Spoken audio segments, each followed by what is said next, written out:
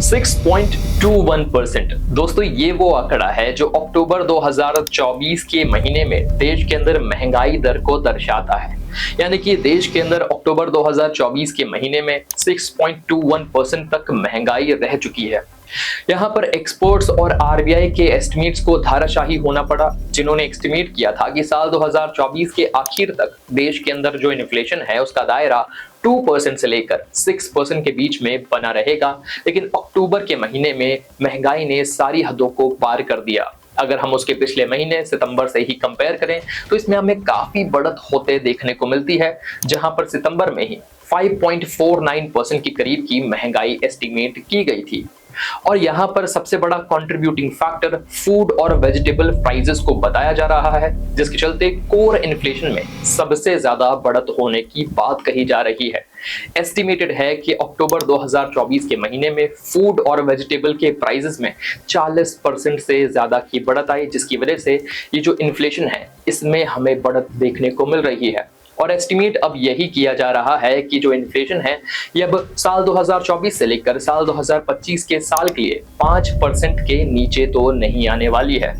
इसका सीधा मतलब यही हो सकता है कि रिजर्व बैंक ऑफ इंडिया जो एस्टिमेटेड था कि इंटरेस्ट रेट में यानी कि बैंकों को देने वाले लोन में कटौती कर सकती है, उसमें अब कोई बदलाव नहीं होगा। और एक्सपर्ट का कहना है कि शायद फरवरी तक इसमें कोई बदलाव ना हो।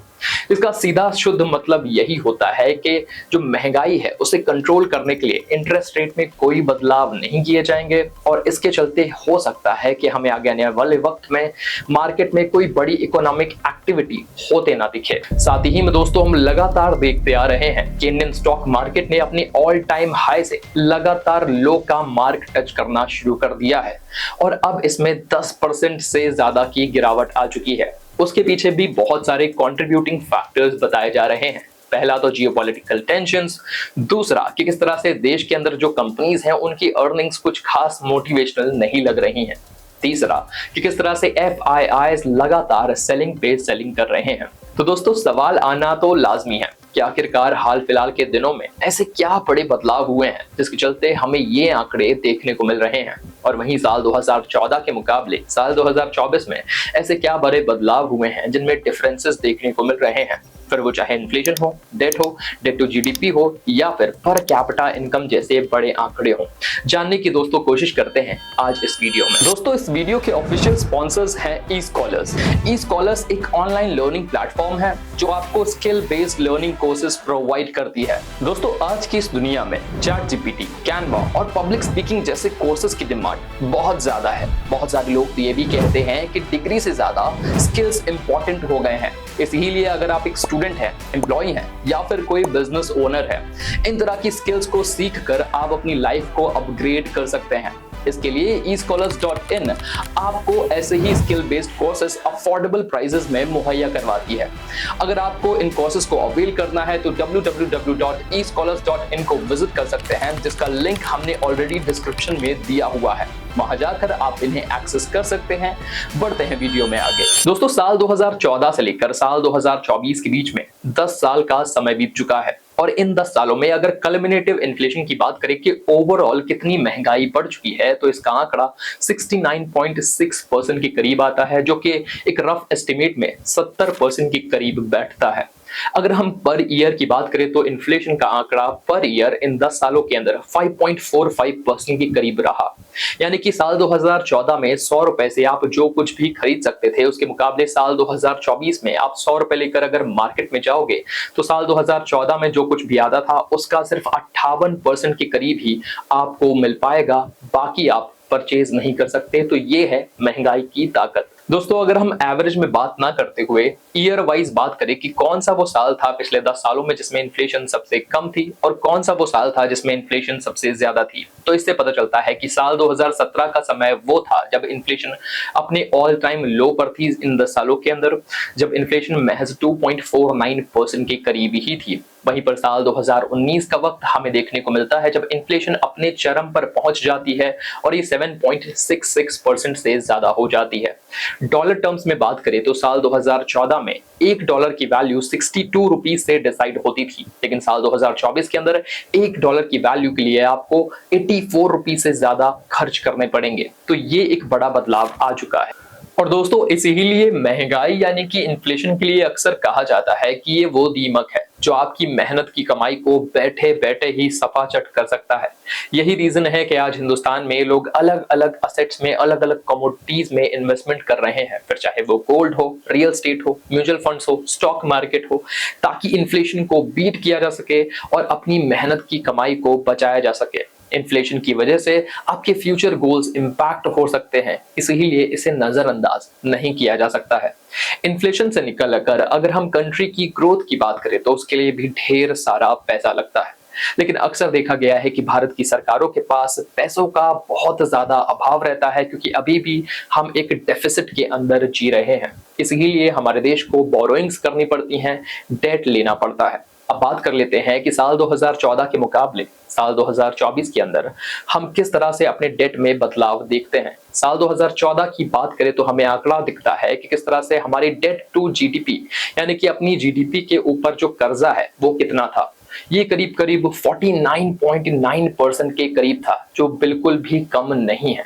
लेकिन साल 2024 में ये आंकड़ा और बढ़ जाता है, जो कि 58.8% ऑफ जीडीपी हो जाता है। यानी कि जितनी हमारी जीडीपी है इसका 58% से ज्यादा का कर्जा हमारी जीडीपी पर चढ़ा हुआ है। लेकिन दोस्तों इन 10 सालों में इसमें गिरावट भी देखी गई और बढ़त भी देखी गई। साल 2023 का साल वो साल था जब हमारा डेट टू जीडीपी अब तक का सबसे ज्यादा था, जो कि 59% ऑफ जीडीपी पर पहुंच गया था। और वहीं साल 2018 वो साल रहा जब debt to GDP one of the lowest था, जो महज 44% के करीब था। इन दोनों नंबर्स के बीच में जो डिफरेंस है वो डिफरेंस है कोविड-19 पैंडेमिक का, जो साल 2020 में आया और उसने देश की इकोनॉमिक हालत को बहुत ज्यादा नुकसान पहुंचाया। इसी के चलते डेट टू जीडीपी में ये बढ़त देखने को मिली, जो साल 2023 में पीक कर गई।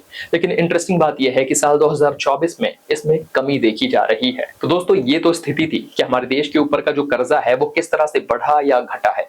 लेकिन दोस्तों ये बात जाननी भी जरूरी है कि हमारे देश में रोजगार की स्थिति साल 2014 के मुकाबले साल 2024 में किस तरह से बदली है। साल 2014 में अगर हम बेरोजगारी दर की बात करें तो ये 5.44% के करीब थी, जो कि साल 2024 में 8% के करीब हो चुकी है और इसका नंबर 7.8% के करीब है सितंबर 2024 तक। CMIE का ये डेटा है जो कि देखता है कि किस तरह से देश के अंदर रोजगार की स्थिति बदल रही है। यहीं पर दोस्तों अगर हम बेरोजगार की दर की पीक बात करें तो ये साल 2020 में आती है जब बेरोजगारी दर 8% से ज्यादा हो जाती है। CMIE का डेटा बताता है कि कोविड-19 पैंडेमिक के पीक के दौरान देश में बेरोजगारी चरम स्तर पर पहुंच गई थी। दोस्तों जब बात आती है बेरोजगारी की तो एक तर्क बहुत ज्यादा दिया जाता है कि देश की आबादी ज्यादा है, देश में डिग्री होल्डर्स की संख्या भी बढ़ रही है, लेकिन टैलेंट या फिर स्किल की बात कोई नहीं करता। यानी कि इनके पास स्किल नहीं है जो इंडस्ट्रीज को मैच कर सकें और इस वजह से भी बेरोजगारों की संख्या ज्यादा है। इस पर तर्क दिया जाता है कि बेरोजगारी दर उस लेवल पर सबसे ज्यादा है जब आप स्किल्स अक्वायर करते हैं, यानी कि 15 से लेकर 29 साल की उम्र में सबसे ज्यादा बेरोजगारों की संख्या पाई जाती है और ये बहुत ही ज्यादा चैलेंजिंग हो जाता है। लेकिन एक और तर्क भी दिया जाता है कि देश के अंदर जो लोग ऑलरेडी रोजगार में भी हैं उनकी सैलरीज अच्छे तरह से नहीं बढ़ रही हैं। नॉमिनल सैलरी ग्रोथ की बात करें तो साल दर साल इसमें 3% के करीब की ग्रोथ होने की बात कही जाती है और हमने पहले ही डिस्कस किया था कि देश में अगर महंगाई दर की बात करें तो हर साल 5.45% की रफ्तार से महंगाई बढ़ रही है। उस लिहाज से देखिए तो ऑलरेडी लोगों की अगर सैलरी 3% बढ़ रही है तो उनकी सैलरी में हम देख सकते हैं कि 2.5% के करीब की गिरावट आ रही है महंगाई दर की वजह से, क्योंकि महंगाई उनकी सैलरी को कम करती जा रही है, जिससे उनकी जो परचेजिंग पावर है इस पर बड़ा इंपैक्ट पड़ता है। दोस्तों महंगाई का लगातार बढ़ते जाना और लोगों की सैलरीज में ज्यादा बड़ा असर ना पड़ना इसके अलावा भी एक बड़ा रीजन है जिसकी वजह से देश में कंसर्निंग फिगर सामने आता है और वो है देश की हाउस होल्ड सेविंग्स का कम होना। एक आंकड़ा बताता है कि किस तरह से पिछले 6-7 सालों में देश की जो हाउस होल्ड सेविंग है ये लगातार कम होती जा रही है। लोग अब पैसा सेव कम कर रहे हैं, इंस्टेड कर्जे के मामले अब बढ़ते जा रहे हैं। टियर 2, टियर 3 सिटीज में भी लोग अब लगातार कर्जे ले रहे हैं। इसके पीछे के कुछ बड़े रीजंस ये भी हो सकते हैं कि टेक्नोलॉजिकल एडवांसमेंट आ चुका है। यानी कि आपको अगर क्रेडिट लेना है, कर्जा लेना है, तो मोबाइल पर ही आप आसानी से अवेल कर सकते हैं। बहुत से ऐसे मामले हैं जहां पर चाइनीज लोन एप्स आपको 1 घंटे के अंदर कर्जा मुहैया करवा देती हैं। इसलिए भी हम देख रहे हैं कि देश की जो सेविंग्स हैं वो लगातार गिरती जा रही हैं और कर्जेदारों के नंबर बढ़ते जा रहे हैं। और दोस्तों, बैंक्स के लिए भी घबराहट की बात यह है कि जिन लोगों के पास अब पैसा आ भी रहा है वो बैंक्स में अपना पैसा नहीं रखना चाहते हैं। यानी कि वो अब अपने पैसे को रिस्कियर एसेट्स जैसे कि म्यूचुअल फंड और स्टॉक्स में इन्वेस्ट करते हैं ताकि हाई रिटर्न्स भविष्य में उन्हें मिल सके। तो ये भी एक रीजन है कि लोगों की जो सेविंग्स है वो लगातार कम होती जा रही हैं, क्योंकि उन्हें इन्फ्लेशन से कोप अप करना है, इसलिए वो रिस्कियर एसेट्स में भी इन्वेस्ट करने से पीछे नहीं हटते। दोस्तों, साल 2022 में हमारे देश की जो सेविंग्स होती थी, हाउस होल्ड सेविंग्स होती थी, ये हमारी जीडीपी का 7.2% के करीब होती थी। लेकिन इनमें बहुत बड़ा ड्रास्टिक चेंज आया साल 2023 के अंदर, और आंकड़े बताते हैं कि साल 2023 में ये नंबर महज 5.3% ऑफ जीडीपी रह चुका है। यानी कि हाउस होल्ड सेविंग्स में गिरावट आ रही है और ये नंबर महज 14 लाख करोड़ के करीब ही है। यानी कि 14 लाख करोड़ रुपयों की ही हमारे देश के अंदर हाउस होल्ड सेविंग्स बची है, जो कि अब तक की सबसे लोवेस्ट है पिछले 6 सालों के अंदर। दोस्तों, एक्सपर्ट्स का मानना है कि ये जो गिरावट है ये बहुत ही ज्यादा जनरेशनल है और ये होनी ही थी।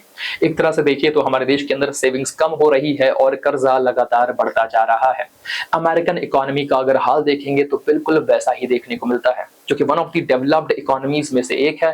लेकिन वहां पर इंडिविजुअल सेविंग्स लगातार कम होती जा रही हैं और उनके ऊपर बढ़ रहे कर्जे बढ़ते ही जा रहे हैं।